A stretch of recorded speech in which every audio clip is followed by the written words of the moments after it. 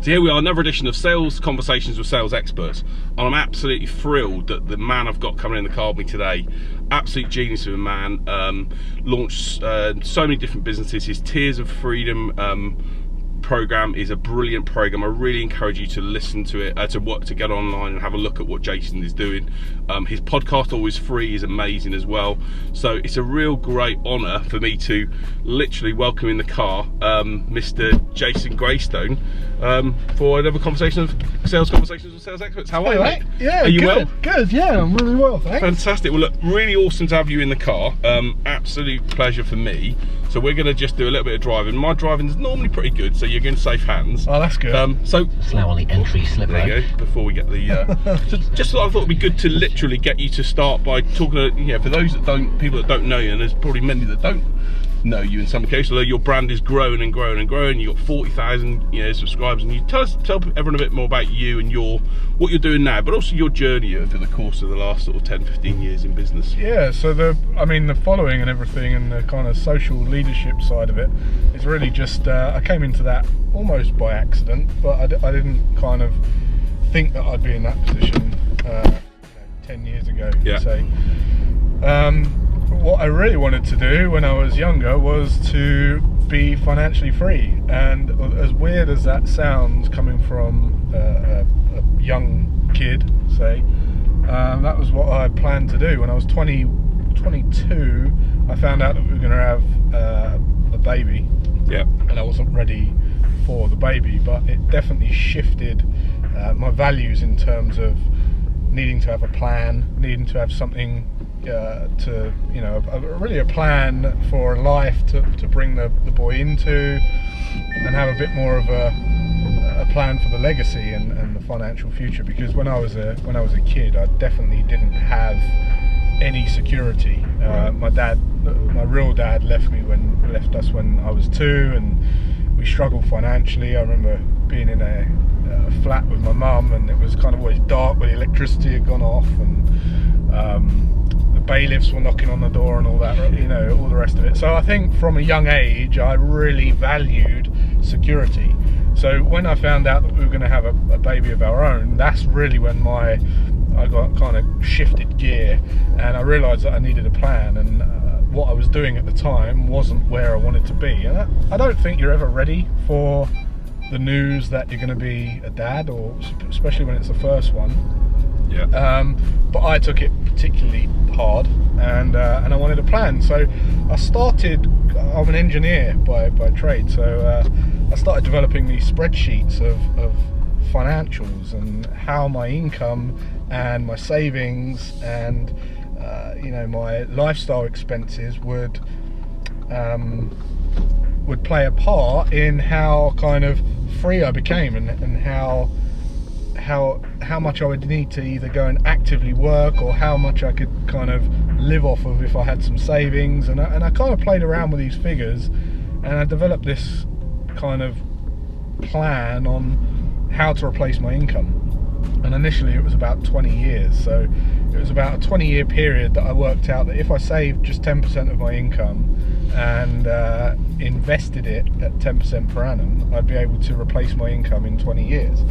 And it's incredible. We'll talk about some of those things in a minute, because I think what you've obviously kicked off now with your Tears of Freedom program is just incredible, and with the input and the value you're giving to people is mad. But just to go back to sort of those those early days when you said you were an engineer, didn't you also, I know from listening to your podcast, and by the way, if you're watching this, I really recommend you listening to Jason's podcast called Always Free, top 5-star rating. It's a brilliant listen. I mean, I say to people, it's just an interesting listen to your story. And you had a company that you had, and you were in an industry for a while, weren't you? And you didn't enjoy it, basically. No, what I did was, so the first stage was figuring out that I could replace my active income in 20 years. And then I started playing around with how I could reduce that time down. I became obsessed with this kind of how quickly I could replace my active income at the time. And so it was 20 years initially, and then I went into looking at how I could reduce that down. And the next step was to increase my savings by 10% every 3 months, but also to increase my income by 10% per year. Now, of course, to increase my income by 10% per year, I had to have some kind of control over my income. I couldn't just get the inflation beating pay rise of 3% or whatever it was. I needed 10% minimum, and I worked out that if I could do that, I could bring it down from 20 years to 10 years. So I started a company, I started my own business, just because it was the easy next step. I thought, well, I've trained to be an engineer, I'll start an engineering company. But the way that I ran that business was with freedom in mind. So I didn't build the business to take it up to a corporation or an empire. I built it to abuse it.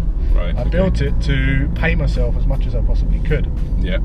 Now, little did I know, and hindsight's a great thing, but when you build a business that way, although the business was pretty successful for what it was, like a service business at 35% profit margins per year, And you built up a pretty big business. I remember it was £2-3 million. Yeah, we took it to about £3 million per year revenue.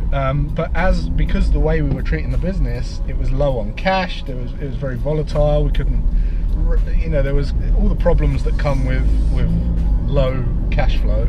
Yeah. We were doing massive turnovers, 120, 150, 160,000 pounds per month, up to 250,000 pounds a month, and then we would be spending all of that, but I would also be taking as much as I could to put into my investments. And just as we were getting towards the end, it was very frustrating because we couldn't afford. We were at that kind of tipping point where you need good talent, but you can't afford good talent, and you can't. And the staff that you've got, you can't really, you couldn't really make up and give pay rises to, and all the rest of it. So it was a real shit show, really, towards the end. And I was becoming very, very frustrated in the industry because it was we were a tech business and we were working for contractors, for builders, right, where there's a massive contrast, just like today in the education industry. It's like 50 years behind. Yeah. And so that's when I became so frustrated that I started looking at even more accelerated ways of replacing the income that I needed. And when I say replace income, I'm talking about covering my lifestyle expenses with passive income, with investment returns. And so that's when I started looking at higher speculations. I was looking at poker, online poker, I was looking at options trading, and then I settled for financial markets. And it took me a long time to figure that out as well. It took me a good 3 years just to break even on that. I lost a lot of money doing that, but then when I became good, it took me about 3 years to replace my income. So I ended up becoming financially free by the time I was financially independent by the time I was about 29. Wow. And this is the thing, right? So what I realized in doing that is, you tell people, oh, I made enough money to retire at 30. What people think is, oh wow, you must have had loads and loads of money. But that's not the case. It's just enough to cover your living expenses and not rely on a parent, a partner, a spouse, a job, a boss, a geographical location even. And that freedom allows you to kind of think more creatively, and then naturally you will go into something you actually love. You'll build something more sustainable. There'll be more businesses and more, and that's what we've done. We've now I got sick of all the scams and all the kind of rubbish out there. Yeah, just checking we're good. Yeah, we're all good. Yeah, carry on. You start. And I just thought, well, I'll just let people watch me trade, and I'll let people have an insight into how I've done this. And I think I want to talk about that in a bit as well, because what you've done there is great. But this is obviously about sales and one of them about business. And I know you were quite glib about it then, but you built a £3 million business. That's still incredible, I always think. And in terms of being able to achieve those type of numbers, what do you think are the basics of building a really good business? And even that with your new businesses now, what are the things that if you've got entrepreneurs or people watching this that are thinking, what you mentioned about cash being tight, what are the things that you feel are really important when you're building a business and growing a company? Yeah, so no matter what business I'll start, I'll always go into it with the full focus on going above and beyond for the client. Yeah. So end user experience. We've always gone above and beyond to absolutely delight the client. And that is through means of giving them more than what they expected, literally flooding them with value, providing more value than anyone else in the industry that you know, and giving them little surprises, and also making it a little bit personal. So even when I was in contracting, we would still send, this is years and years and years ago, before people were doing all this stuff, we would send personalised videos, and we'd send personalised documentation via video training and things like that no one was doing. Right. And people would just think, oh, that's quite cool, and just by making it that extra bit kind of remarkable, I think that's what... So you wowed customers by wowing them and making them feel special. They would then become advocates and disciples for your business, and they feel would great. Yeah, and they would feel compelled to tell others about it. And by doing that, you're not spending any money on marketing for a start, and that's a great place to be. So I think that's definitely key. Second of all, I would say that just managing the finances, right? Because people don't manage finances very well, and usually it's to do with their just values, really. They're not interested in building wealth and sustainable wealth, so they spend it, and they're thinking, when they get money, they're thinking about how they can spend it. Whereas if every business just set up 6 bank accounts, and then they segregated all of the different each month, just took the income from the business and split it into 6 accounts, which is what I do in every business that I run now. Even back then I did it in that business, although it was it was quite swayed towards paying me. But even now, I will set up 6 accounts, and it will have a tax account, a operating costs account, a profit account, and so on. And just by doing that, it means that you're taking away the emotional decision-making process in, shall I pay my tax, right? Because people don't value paying tax for a start. But if you eliminate that, then it's you don't have to think about it, and also building a little cash buffer of 3 to 6 months operating expenses keeps you calm when in those slow times, and it allows you to still be able to delight the client and not get angry with them when they don't pay or they've got a query. It really kind of, that mentality comes across when you've got a cushion there. It's so important, actually. You're right, actually. When you see a lot of businesses, and I see, I talk to people about selling, and you see people, when they're trying to push a sale through before it's ready, because they haven't got enough money and they need the money in the business, or they literally are, if you like, trying to get something done before the prospect's ready, and the prospect then feels pressurised. And it's like I always say, people feel prospects are, and your clients and your potential clients are like animals. If you go up to a dog and you don't, literally you try, and if you're tentative and nervous, or you're too aggressive, the dog reacts in a bad way. Whereas if you're calm and comfortable and you know what you're doing, and you feel like, hey, this is okay, I don't need this business, but I'm happy to work with you, it comes off you, doesn't it? It evaporates from you, and people then go, well, I want to work with this guy because of that and that reason. So, totally. You're much more caring, you're much more calm, you're much more, with or without you attitude type thing, and you're not needy. And that definitely comes across. It almost oozes out of you when you're having conversations. And yet, like you say, those conversations are then easier to have. You can talk to people about what's really right for them, rather than necessarily just trying to sell something to someone that isn't interested in it, or that is going to, you might win business now, but it's going to cause you problems later down the line. And it might not be in their best interest, and then they'll find out that they got done over or whatever, and you've charged them too much. So, absolutely, that is a key, absolute key. I would say that that's probably the biggest. Unknowingly, when people go into business and they think that they've just got to make loads and loads of sales to the whole market, is almost it's almost damaging to them, because they if they just stay true to their selected market and just literally over deliver on a small portion of that market, then they can take the whole portion of that piece of the market. And it's so interesting that you say that, and it's one of the things that was one of my biggest weaknesses in another business was, I say this to everyone when I'm mentoring them now, it's difficult because people want to do business with everyone, but see, I always say to people, be something to someone, not everything to everyone. And that element of literally being able to like you said at the start, make someone feel special. And I always say to people, if you've got a salesperson that doesn't know anything about an industry, or doesn't understand what the client's going through, or feels, for example, that they are just talking to someone without really caring about the impact that they're going to have, then it makes quite a big difference. It makes a massive difference. People just see through it. Exactly. People's bullshit meter's quite attuned these days, especially with the internet and things like that. And I see a lot of people make this mistake, particularly with digital businesses or where it's heavily online. They'll literally think that they've got to make more sales to everyone, and what they do is basically increase supply, which naturally reduces demand because you're diluting the product. You become a commodity and it's gone. Yeah. Right. So by doing that, by making more sales that way, you're actually making less in the long run because your time's up. Like you've got limited supply. It's so true. And I was talking to a networking event last night to a partner of a major accountancy firm in London, and he was saying exactly that same thing, which is where they're quite, spicily priced, let's call it.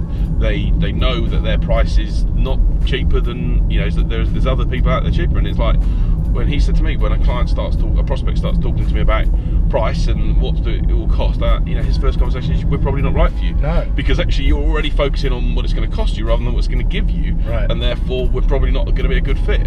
But he says it's so difficult because then other firms will go in and do that, and then they end up getting problems, like you say, with clients not paying or whatever else. It just becomes a cycle. So another key that I think to a successful business is understanding the client and meeting them where they're at, rather than telling them what they need. Because what I see a lot of people doing is they kind of come up with this idea and they say, oh, this is a great idea, people need this, and then they go and target someone that with something that they feel that they need, but they don't necessarily give them what they want. And it's much easier to give someone what they want and then give them what they need, even if you do have what they need, right?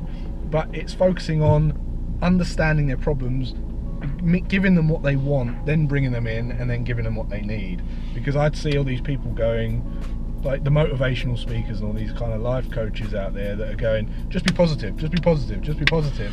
And you can't really resonate with them. You're just like, you don't really get me, you don't understand. You don't get my life and and what I'm dealing with. Yeah. Exactly. So it's much better to kind of polarize, meet them where they're at, give them something that they actually want, and then you can bring them in, and once you've got them, then you can give them you can enlighten them, But I see a lot of businesses failing because they've almost set a rod for their own back, where they've just got something that they've assumed people want. Now they're out there trying to market something, and it's almost going against them.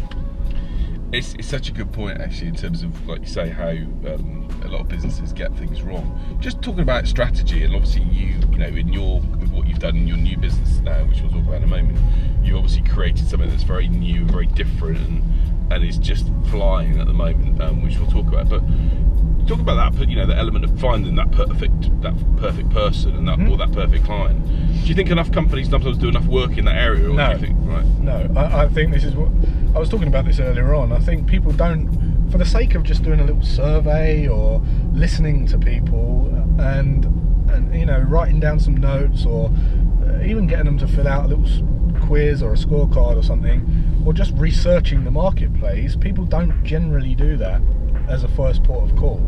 They do it later down the line, and then of course what they've got to do is redo everything they've done, or remodel their business, which I see loads of businesses going under rebranding, remodeling, and I know you're involved with some now, and it's usually because now they're listening and they're going, shit, they don't want what we thought they want something else, so now we've got to kind of work backwards. Yeah. And just by doing that, it makes it very, very difficult. But I also think that people, you don't really need, there's no, the reason my business is doing well now, it's only like a few months old, but the reason it does well is because I think people resonate with my personal message. So when they can resonate and you've got value to give as a person, which everyone's got value inside of them to share, when you can do that, any business you start will do well. Yeah. Because it's not the business, it's the audience and the connection with the audience and understanding their problems and pains and feelings and being authentic and sharing value and all that kind of stuff. And once you can do that, you can start any business and it will do all right. It's really interesting, actually, you say that it's so true. So one of the things I say to, I've talked about a lot is in businesses, people, it's been in sales even, people buy from people. Yeah. And ultimately, if they, buy into a story of someone, look at, the biggest companies in the world, Apple, people bought into Steve Jobs, didn't they? They bought into who he was and what he was about, and he wasn't this conformed stereotype of a business person. He was like, here's a guy that's just going to wear his Rolexes and his trainers and jeans and just say, hey, this is where I'm at, and people bought into it. Totally. You've only got to go on Instagram, you'll see that Richard Branson's got like 3.7 million followers and Virgin's got 200,000. Yeah. You've got Elon Musk has got 31 million Twitter followers and Tesla's got 3 million. Right, Gary Vee, he's got like 7 million followers on Instagram, and VaynerMedia's got 300,000. So it's the person that they buy into, and the business is just a buy, like it's an extension of the person's values. Yeah, and that's it. Yeah, and it's interesting though, because you do talk to a lot of business owners, and I talk to them, I'm sure you do, who don't want to be that face, and I say to them, how are people going to connect with you? The guy I was actually talking to last night was very much about, I was like, what's your vision? How are you, so the millennials and the people that, are in jobs now, they don't just want a paycheck. They want, there's one of my clients has created this model called Devils, which is, she talks about, in terms of bringing people on board. Right. People want, to make a difference, to focus on equality. They want to see a vision. They want to see sustainability. They want to, well, especially the younger generation that are coming through now, they want to see companies that have got something that they're doing, rather than just, okay, what are you going to pay me? Right. And it's actually, what difference are you going to make to the world? How are you going to change things? And if you haven't got that, and you can't espouse that as an MD or a director, it's very difficult to get people to buy into you and to what your company does. And like you say, people buy into Elon Musk because it's unique and different and whatever else, and then Tesla flies as a result of it. Yeah, I think one of my, I think you've got to have a cause way beyond yourself for people to buy into and see what you're up to in the world, to be involved, to get invested into you. And if you can do that, you're naturally going to do all right. I think people stop at themselves, and by doing that, they're really limited into growth, scalability.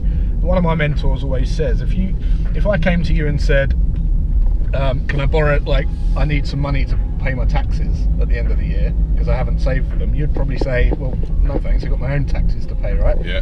If I went to you and said a little bit bigger, a bigger cause, and I said, I need some money to send my son to university because I didn't save for it, and you'd be like, well, no, I've got my own kids to send to university, thanks. But if I said to you, look, there's a child over there that was killed across the road, and it's a busy intersection, and what I'd like to do is, I've got kids of my own, you've got kids, what I'd like to do is build a play area for them with a bridge that goes over the intersection, so to save risks on this happening again. Likeness is, you're going to say, sure, I'll put some money in, right? And you'll get the community on board, you'll get everyone on board from having that cause way beyond yourself. Yeah. And if you can do that, it just works in business as well. It works in business, it works in life.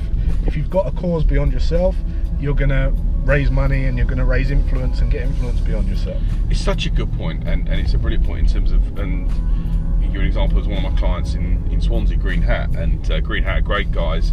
They, Andrew and Ian, they provide basically, quality and health and safety and sustainability into construction. And one of the things that we were talking about with them, and I said to them, what's your story? And when I first met them, they were talking about health and safety. And of course, it's one of those subjects that can be a little bit dry if you're not careful. I said, Ian, why'd you do what you do? And he said, the thing is, I said, I went to an investigation of an incident where someone had unfortunately died on a construction site. And I was like, that's terrible. He said, yeah. He said, what struck it to me? He said, I think about it all the time. Is that I left the office at 8 o'clock. We had a long day, and I looked and I saw there was one car in the car park, and it was the bloke that had died. Right. And it was like, and I'm saying that now, my hair's going back at my neck. Yeah, one car. He said that bloke went to work in the morning, and his family didn't see him. And he said, I can't, operate and let construction companies do that. It's not fair. It's not. That guy didn't go back to a family. Now suddenly, rather than being a health and safety issue, it's all about a story about protecting people and looking after people and welfare. And suddenly that comes to life. Yeah. And you're inspired to go and do much more in that field. Exactly. So it makes such a big difference. So look. So obviously we were driving around for a little bit, and we're in London. So it's a bit slower in London, a bit stopping and starting places. But talk to me, obviously, a bit about what you've done with Tears of Freedom. You've got to, what you've done there is just incredible, and the results you've achieved have been well, nothing short of stupendous really over the course of the last couple of months. And talk to me about the program, what you're doing, and what what value you're giving to your clients now on how and you're changing lives again with this, aren't you? So what I did was when I became, I had a bit more time on my hands, let's say, I'd always spent a set amount of my income on self-development. So I was spending time around lots of entrepreneurs, lots of business owners, some kind of high income earners, and I used to spend more and more time around these people, and I noticed after a while that they'd kind of come up to me and be interested in what I was doing, and I wasn't really doing anything. I was just kind of building a little profile online, and I didn't have a business. I was just living off of investment returns and trading income. Yep. So I thought, what could they possibly want that I've got? Why are they interested in what I'm doing when they're running these exciting businesses? So I had lunch with someone who was kind of an outside observer, and I said, look, why are these people asking me? Why do they think I'm crushing it? Or what do they want? Like, why do they think I'm doing well? And he said to me, it's not the money, it's the time, it's the freedom that's attractive. And I realised that I was surrounded with a ton of high income earners that had very little to show for their money after every month. Yeah. And it transpires that it's very, very relative from someone earning 20 grand a year to earning $1 million a year, and they both will have like 30 days to live if their income stopped today without drastically reducing their lifestyle or changing their lifestyle in some way. So it seemed that people were under this illusion that the more money you earn, the more free you are, the more wealthy you are, and it completely, I thought this is what people want. So I thought, well, I'm just going to go and write what I did as a kid, 20 to 30 years old. What did I do? And I wrote it all down. I formalized it. I built tools that were much more complex than my spreadsheet that I had back in the day. And I thought this will be valuable for these people because it won't show them how to earn money primarily, but what it will do is it will give them back their time so that then they can naturally earn more money, because as you say, they'll be inspired doing what they actually want to do, and they'll be able to look holistically at their business. They'll be able to, they'll free up their time to get more creative. They'll have more brain space, and that's what we're doing. And we got the target market, we understood the market, and it's just doing phenomenally well. I'm really happy with how it's going so far. And the way the weird thing about this is that in a way you haven't had to sell, really, have you? Because you've created this demand for something. You use a model which is a model around oversubscribed model, Yep. isn't it? Which you've used, and you use part of the process. And it's working incredibly well. And the thing for me, and one of the things that it was interesting you mentioned about the yearning. So again, if you listen to Jason's podcast, I remember listening to one of your podcasts. We talked about the guy that lived in a big house quite near you, and he was earning probably £250,000 a year. Yep. But he looked at the end of his month, and even though he earned a lot of money, he spent a lot of money. Yeah, and literally, right. It was like you like you said before, he didn't have the freedom that he actually wanted, because he was trapped in many respects in terms of what was. He had something like £19,700 income, and he was spending £17,100 or something, which seems like a lot, but his lifestyle, he had club memberships, he had a yacht in a mooring, he had free cars, a cleaner, a au pair, gardeners, all that stuff, right? So he had the trappings of assumed wealth. And we worked out that although he had £1,500, what do you call it? Disposable income at the end of each month, he actually only had 1.7 weeks to live if he lost that income. And at the time, my son's friend was running a paper round, and in that paper round he was getting £11 a week, and he had £1 left over, and we worked out that he'd spend that pound on like a Coca-Cola and some sweets over the period of a week, and it was no different. It was like I think that he had 1.7 weeks and the neighbour had 1.6 weeks. So it's relative. Yeah. And the paper boy was buying football stickers to show off to his friends. He didn't even like football, and the neighbour's buying all this material shit to show off to people to kind of raise his status. He didn't really like it. So it's crazy, like the human psychology around money and what we're taught at school and what what's pushed on us by society isn't necessarily the right way to go about it. You know, earning more money won't make you more wealthy. Earning more and working longer hours won't make you more wealthy. Really, what we want to do is just have some brain space, be able to see more than 2 feet in front of our face, figure out what it is that we actually love doing, and then just decide to take actions doing that and delegate everything else. And one of the things that you said, you know, which I've resonated with as well, which is, you know, and again, have a look at Jason's stuff online. But is, you know, I love that he was stopping the flow of well, as you call it, the blood that goes out of it. You know, it's looking at your expenses and starting off at that basis and go, right, do I need that? Do I need that? Do I need that? And half of these things you probably go, actually, no, I don't. I'm planning for it. And most people, it's funny, I'm being in the city today, and the amount of people that literally going in and out of lunch, getting lunch at Vital or where, you know, Itsu or whatever else. Yeah, it's probably like 10 quid a time. Oh yeah. And I'm thinking to myself, don't get me right, it's like, yeah, it's sometimes nice to get something a bit different. But like £10 a time, it's like the cost of that. You make that up over the year, and you're thinking, wow. Yeah. You know, what could you do with that money? It's not even so much like, say someone's earning a high amount, a high income earner. They might be able to do that. They might be able to. You should be able to have nice things. Yeah. I think it's the ratio at which they scale. It's living beyond your means. You can definitely have whatever you want, and you can.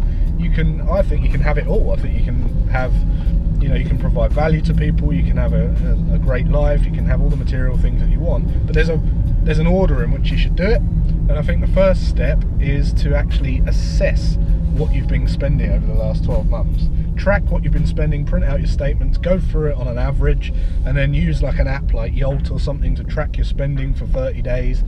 And you'll see it will highlight a lot of hotspots, things that you've been spending a lot more on that you didn't realise. Yeah. And then the trick is to keep spending that amount, but put it into a savings pot instead. So don't just like not spend it on coffee and then like have a savings and then blow it on something material at the end of the month. Instead, keep spending what it was, if it's £100 a month, but put it in savings.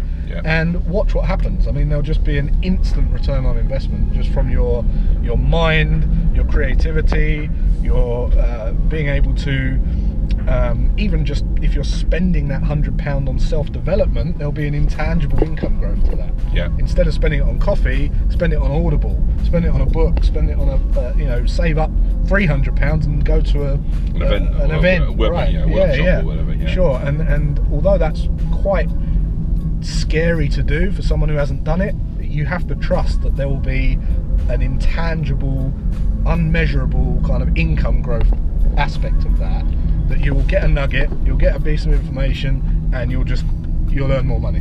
And it's so interesting, and you're talking about that, because one of the biggest, and it's something that I learned, I'm just going to make sure we get to our location in a way, but one of the things I learned as well was from before was you've really got to make sure as well that you you know, realise, like you say, your own value and understand actually what it is you want to do and what you're passionate about. And if you're not passionate about, I see to people all the time that literally are in jobs that they don't enjoy or doing things, I'm like, what is it you're in this rat race for? You've got one life, enjoy what you do. If you don't enjoy what you do, go and do something else. Absolutely. And you can go and train, what is it, you'll know these figures better than I do, is it 7 years to become an expert in something? It's not, you can literally, I say to people all the time, you can go from nothing to being the world's expert in something if you're prepared to commit to it and do it, and which in a way is like sales. I say, sales, you've got to put the effort in. If you don't put the effort in and commitment, then don't moan you don't get the results. I think you need to be not just passionate, because passionate's like, you need to love and hate the thing, right? You need to have a meaning to want to go and solve a problem. So passion's kind of love hate, but you also need to be inspired by something. And when you're inspired by something, it means that you naturally think about it. You wake up and want to do it, and even if you wasn't being paid, you'd enjoy that kind of pursuit. Yeah. And what people don't do is take the time to figure out what that is. And if you just look at your day-to-day actions, you will see what you're inspired by. If you go and ask your friends what you talk about when you go for a drink, they will say, oh, they always bring this up, or they'll always talk about that. What you spend your money on most out of choice is what you're inspired by most. Some people pay for fashion, some people pay for fitness, right? Some people go socializing, some people spend it on their business, and some people save it and build wealth. Whatever you're spending most of your money on is typically what you're inspired by most. Discover what that is, and then if it's not cash wealth, so say it is socializing or relationships or something other than money, well then that's your wealth, and you can then see how you can monetize that and get cash out of it, because everything is monetizable, everything. And it's a great point, and it's like, it's one of the things that I say to people about, if you watch, like, I've got into the habit of watching these guys that do the travel, because I like, people love travel, and these guys that do that obviously love to travel, and have been in a position where they now do videos of what business class flights are like and all this sort of stuff. There you go. Their passion's travel. They've suddenly just become, and now they've got, like you say, hundreds of thousands of subscribers on YouTube and whatever else, and they're generating a business, and all these airlines, and I pay them to go on these flights. Right. It's like, so their dream, they've just made it happen because they cared about it. And that's an inspired life, right? Where you're giving value that you're passionate about, you're being rewarded at the same time. Very, very fulfilling. You're providing value to people who are watching the channel, and it's a really all kind of self-fulfilling cycle, really, and that is when you've reached a truly inspired life. Fantastic. So look, we're coming to the end of the session. It's been brilliant. I'm hoping that the recording's gone well, because I'm always nervous about that with my IT skills. But look, this has been amazing to talk to you and share. I've known you for a while now, and you're such a generous and great guy. You share your knowledge and your insights, and you become successful. And I guess final few points from you in terms of what are the key things that you would want anyone that listens to this or watches this video to take? What are the top two, three things that you'd say? Look, whatever you do, just do these things. Apart from follow you on, download the podcast. but what are the top 2 or 3 things that, to summarise, you'd say, like, just make sure people do this, and this. Right. Okay. So everything I talk about is aimed at being your true self. The first thing you need to do to break out of the cycle is to question advice, question everything. Anything anyone's told you is usually outdated strategies or something in their value system that may not be in yours. So if you're living by other people's values, straight away you're not being authentic to yourself. So ask yourself, is the person giving me that advice got the life that I want? Have they got everything that I want in my future? Because if the answer's no, take the advice with a pinch of salt and say thank you, and have the courage to even get rid of them. like literally, don't spend time around them if they're going to be negative towards where you want to go. The second piece of advice is to think about, once you've figured out what it is that you want to do, make sure that you spend as much time focusing on how you can do that every single day. And it might be a little bit of a longer game, you might not get the instant gratification in terms of money, but I'm telling you, if you just focus on doing what you love every day, and you think, how can I spend every day doing this and be paid for it, you will get the answers to those questions. So many people ask the wrong questions. They're like, why is this happening to me? Why can't I just get a break? Why have I always got bills? You'll find the answers to those questions. But if you ask yourself, how can I do this every day and be paid? Who can I collaborate with? Who can help me with this? You will get the answers to those questions as well. So focus on who you want to be. Go out there and spend every minute trying to mold your life to design it that way. Amazing advice, and so simple in many respects, but also, just like you say, people don't take those elements on board because they're nervous, they're fearful of what it's going to be, or they're worried about the future, isn't it? And actually, half the time, I always remember I say to people, read Who Moved My Cheese, and nothing's ever as bad as you think it's going to be. No. Life's not the way you think it's going to be in that respect, and yet people worry about this stuff. Well, when you think about it, you can't fear the future because it doesn't exist. The future's not happened. So the only reason you've got a fear is you're comparing it to something in the past that you haven't neutralised or dissolved. Yeah, amazing, brilliant stuff. Well, mate, look, it's been amazing to do this session with you. We're coming to the end now. Me and Jason are going to a networking event this evening, so which which is great. But it's been an absolute privilege and pleasure, mate, to looks like we need to find a car parking space elsewhere, but it's a real privilege to have you in the car doing this with me, mate. Oh, likewise, it's been great. And look, from my perspective, yeah, I'm going to recommend that you look at Jason's podcast. It's called Always Free. Download it. It's an absolute brilliant listen. Jason's also on, looks like we're not going to get into this car park anytime soon, but Jason's also on Instagram, on YouTube, lots of different channels basically, and they can just search for Jason Graystone. The one thing just to make sure that to be really careful about actually is to make sure you get the right Jason Graystone. Yeah. Because I know one of your other challenges that you face is a lot of people impersonate you, don't they? Well, unfortunately, when it comes to trading and speculation and money, kind of, a lot of people want to jump on the instant gratification and try and earn a quick buck. So there's a lot of imitators out there, unfortunately. Yeah. So make sure, and you know, they follow the right Jason Graystone. I saw someone the other day that it was weird, isn't it? On your Instagram post, someone said, "You told me to do this," and literally everyone was then, no, Jason. You saw the army, right? I did, yeah. And everyone was like saying, "That's not who Jason is. That's not what he does." And this guy, but obviously been, and it was awful seeing it because he'd been duped into to doing something. I'm thinking we're trading, hadn't he? And it was like, well, I felt bad for the man that he'd obviously been asked to do something by someone that, in that way. I would never contact anyone. So if you're going to follow me on social, I would never message you or contact you or ask you to do anything. So brilliant. Look, well, mate, it's been an absolute pleasure. Thank you ever so much. We'll share the video. It's another episode of Sales Conversations with Sales Experts. If you're an expert like Jason, someone that's built a career and be able to do what you want to do and has got so much knowledge to impart, then if you'd love to sit where Jason is, just email either alex@jameswhite.business or monya@jameswhite.business and we'll get you in the chair as well. So look, thanks ever so much, mate. We're going to leave it now from there, but awesome to have you in the car doing this, and thank you ever so much. Really appreciate it. And you're going to play the canned round of applause when I get in the car, right? Exactly. Well, exactly. Well, definitely have a round of applause as you get out of the car. So, no, awesome stuff. Thank you, mate. Really good. Cheers.